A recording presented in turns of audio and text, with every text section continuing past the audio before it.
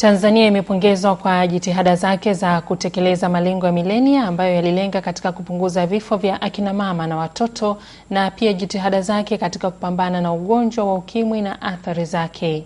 Naibu Katibu Mkuu wa Umoja wa Mataifa Dr. Asha Rose Migiro amesema hayo Ikulu jijini Dar es Salaam, ambapo amekuja kuleta ujumbe maalum kwa rais kutoka kwa Katibu Mkuu wa UN Bwana Ban Ki-moon. Mama Migiro amesema hivi sasa UN inawahamasisha wanachama wake waanze kufikiria kitu gani kifanyike baada ya mwaka 2015 na kuziomba nchi zote zitoe na mapendekezo ya jinsi mafanikio yaliyokwisha fikiwa hadi sasa yanayoweza.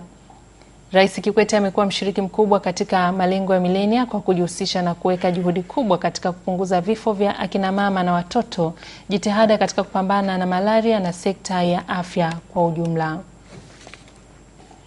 Watazamaji wetu, msisahau kuendelea kulipigia kura swali letu la kipima joto ambalo linahoji uwepo wa shule zinazojiendesha bila usajili. Je, wakaguzi wa shule eneo husika wawajibishwe kwa uzembe?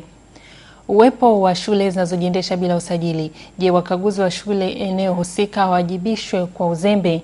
Ili kushiriki kipima joto, andika neno joto kisha acha nafasi, kisha andika N kama jibu lako ni ndio, H kama jibu lako ni hapana na S kama jibu lako ni sijui, halafu tuma kwenda namba 15550. Na huo ndo mwisho wa taarifa ya habari kutoka hapa ITV. Kwa taarifa nyingine ya habari usikose kujiunga nasi hapo kesho saa 12 kamili asubuhi. Asanteni na usiku mwema.